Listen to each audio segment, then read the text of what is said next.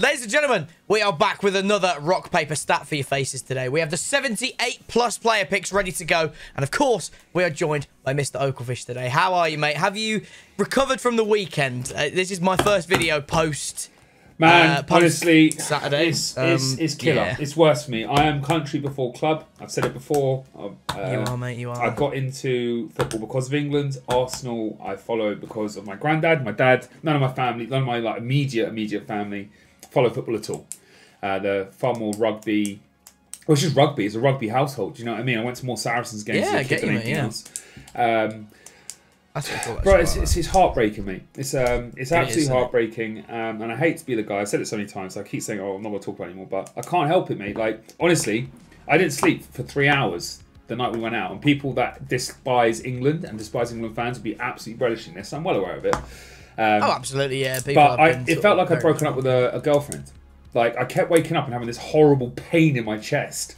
Like just thinking about that goddamn referee, and for the life of me, mate, I cannot understand how he was the one reffing it. And it's such a pitiful excuse saying, oh, it's the ref's fault. Don't think it's the ref's fault we lost, but you better be sure that that first goal wouldn't have stood. A better referee would not have allowed that play to carry on. Because it was a clear as day foul on Saka. There was just so many opportunities. It just got so much wrong. Like, and he did it for England as well. Don't get me wrong. It wasn't all one-way traffic. Like, it wasn't like just so in France. But he was just shocking. I don't think he was up to the level of a World Cup quarter-final. And with that said, like 9 times out of 10, Kane bags both penalties, in my opinion. It's just it's against Hugo Lloris. I'd arguably say he's one of the best penalty takers I have ever seen. Yeah, statistically speaking, he is. He's normally so consistent. Statistically speaking, he is. I think it's him. I think it's him or Ronaldo. I think Ronaldo's beaten him, but based on the fact that Ronaldo's taken obviously far more penalties. Yeah. God, it's just. And you'd say devastating. It's like a sucker punch, really, because it's not like we've played France. They've battered us. We played better. We deserve to win. We were literally the better side. I think we deserve to win. Yeah. I would say this though, that 2018 World Cup, we kind of stumbled and fumbled our way through. Don't get me wrong, I was absolutely buzzing to get as far as we did. Euros, we got to the final and lost. That was a tactical mishap. I think tactical mishap. And silly. I would also say we arguably should have won that game as well. Yeah, absolutely. Well, we would have done had we not just stepped off the pace.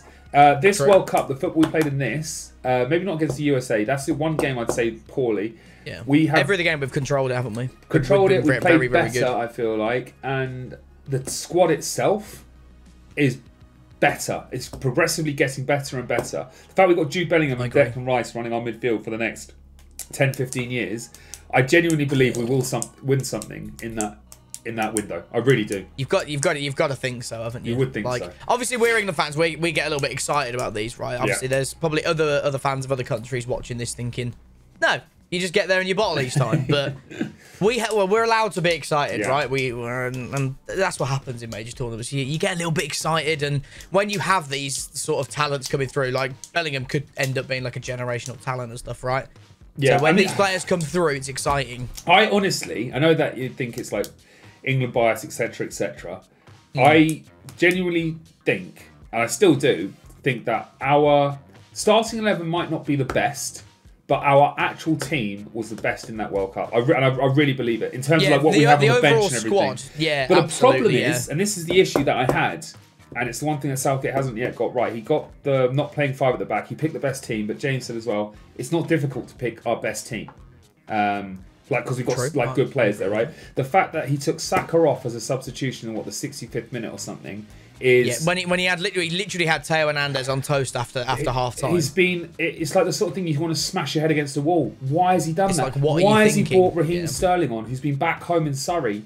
I actually like Sterling for England. But why are you bringing him on? Surely his head's not going to be in the right mind space. He hasn't trained all week. It's not the sub that we needed either. Mason Mount, I'm sorry, but Maddison should have had it. He didn't even get a minute. James Maddison didn't get 1 minute. That's appalling. He wasn't even going to take Jack Grealish on. The only reason he put Grealish on is because John Stones got injured. So he played for 2 minutes. That's just terrible. Anyway. Other than that, though, I think he's done a good job. Everything else, everything aside from the bit that we actually need him for, he's done fantastically. He's kept the camp happy, got England fans kind of all supporting the team and the media. He's got them all on board. Great. Yeah. But those substitutions are terrible. It's the little things like the substitutions. Yeah. If you offered us Thomas Tuchel, end game management, right? If you offered us Thomas Tuchel or Tuchel, however you pronounce it, I would snap your hand off. As a coach, yes, but the way that I look at it as well, I think the way that Southgate has brought the camp together, as like it's like a not like a family feel, but like there's a real good feel good factor amongst everybody in that England squad, and I feel like he is a very important part of that. Absolutely, keep him there, but get Tuchel on the sideline. Who's a bit better coaching wise. Yeah, get him on there, man. The one that's gonna make the tactical substitutions, everything like that. Absolutely. Indeed, mate. Indeed. Before we go on to sort of like too much of a tangent and it's only been 6 minutes, mate. Only been 6 minutes. Just rock paper podcast. We'll have to call it at some point, mate. Yeah. I'll put a little timestamp on there. So for those that don't enjoy the waffle, I will put that there. But if you enjoy the waffle, we'll do it a bit more often because me and Oakley do absolutely love a good waffle and a chit chat about anything really. But yeah, we have got some rock paper stats to get into as well, mate, don't we? We do. And hopefully I can pack the butcher now that he's finally in packs. I've got a special Martinez card. What am I on about? Good lord. What a player he is, by the way. Arguably best centre-back in the Premier League other than Saliba this year. You heard it here first. Oakley, are you ready for rock, paper, scissors to get into today's episode, I am, mate? Lovely. Rock, paper, scissors, shoot. What have you got? I've gone scissors, mate. As have I. Ooh, rock, paper, scissors, shoot. I've gone rock. I've gone scissors. Ooh, we get a dub back from holiday. We love to see it. Right. Let's do this then, my friend. Let's get this episode underway. Let's go. And hopefully these player picks are going to be quite good for us. And we're going to start off, mate, with rock, paper, pace, 87. 87 pace, okay. Not a terrible start. No, that is all yours. Right there. Smashing. Love to see it. But what do you think about the Gabriel Jesus injury as well, mate? Do you reckon that's going to really affect Arsenal going into the second? James seemed to think it was. I don't think so quite so much. I feel like if he was the only, he hasn't scored a goal for us in the last 7 games. Don't get me wrong, he's absolutely sensational. He is the guy that gets us into position to get the goals. Absolutely. Yeah. Like, although he's not like your glorified gets all the goals, assists. Of course. He's very important for the press and just the fear of defences in other teams, right? Eddie Nketiah can do everything but score. Pretty much. He does everything but score. It's the drop off with Nketiah is the fact that he constantly misses the target and everything like that. But Eddie Nketiah hasn't had to step in the games that Jesus has been playing. So what I mean by that is that Nketiah's been playing with our B team, if you like. So everyone is more, well, they're not as good, okay? But if you're still putting our first team out, so you've got your Ødegaard scoring goals, Xhaka scoring goals, Saka scoring goals, Martinelli scoring goals.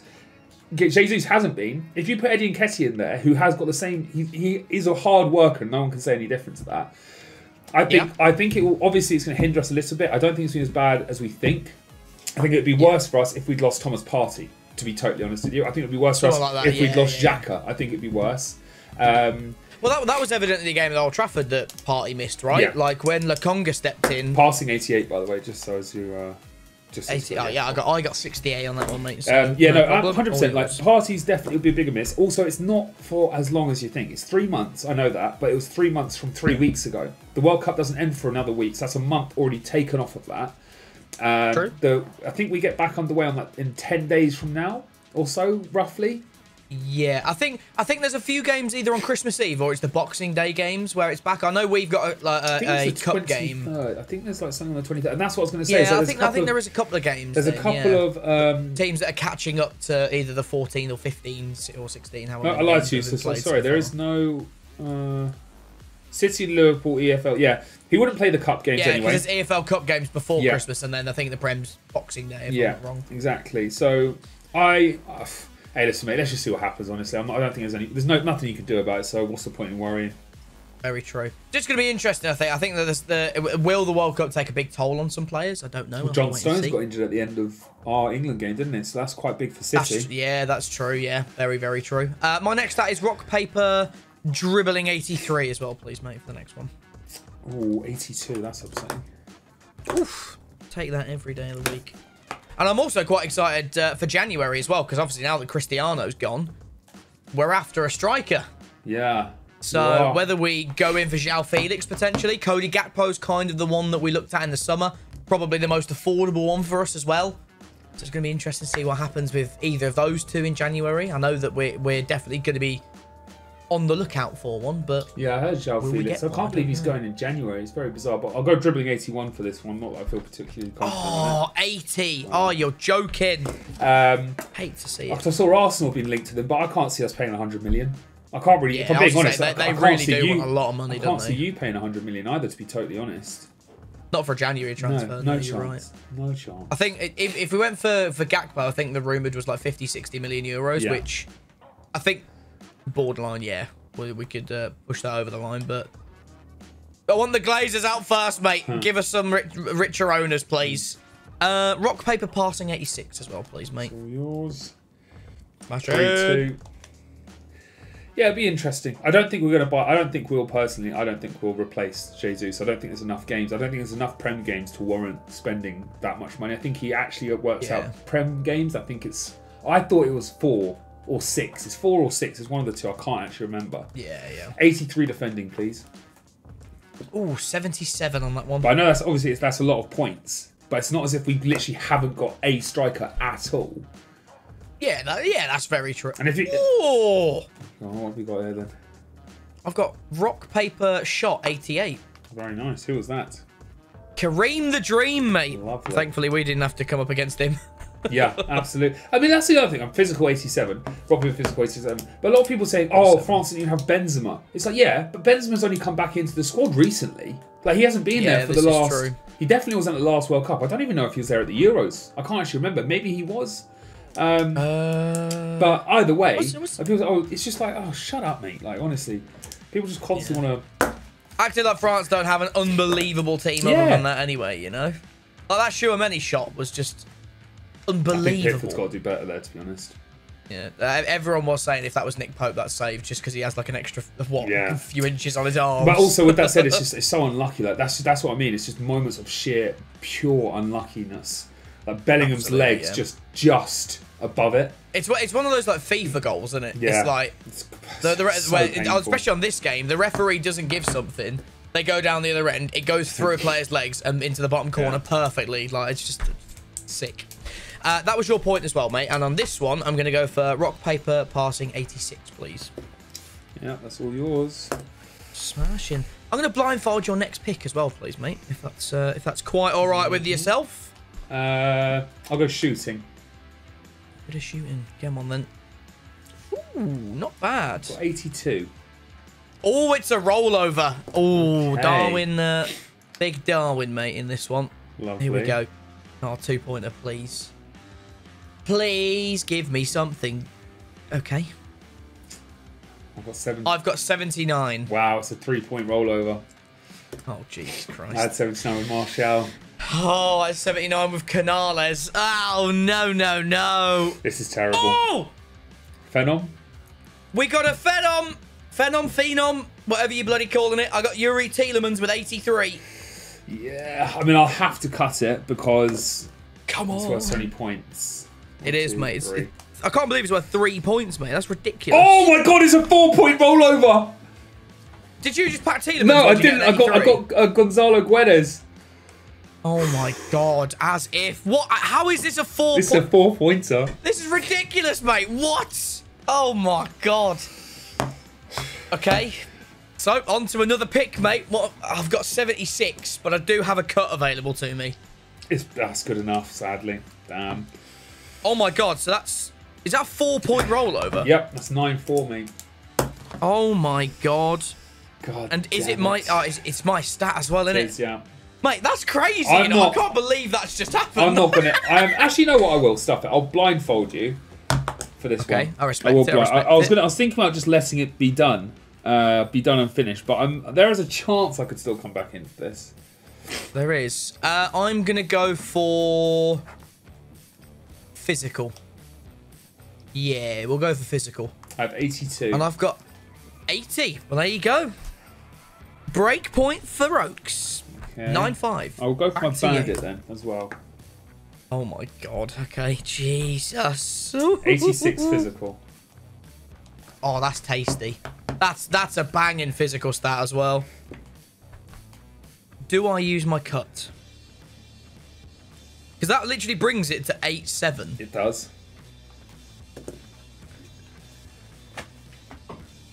No, 86 is a bit too... I think that's too high. Yeah, that's going to be too high for me on that one. All right, mate. Ready.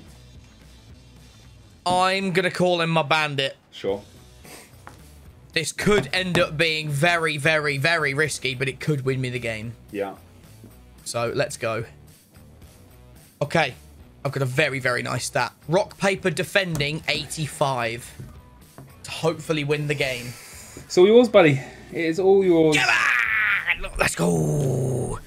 Mate, I got a little bit nervous then. I'm not going to lie to you. I thought you were going to make your way back into it. After the break point and then the bandit win, 8-7, I was like, nah, I don't like this. I really don't like this at all. Mate. No chances at all. Safe as houses.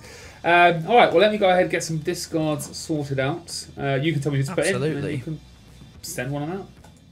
Okay. All right, mate. I've got them, mate. Smashing.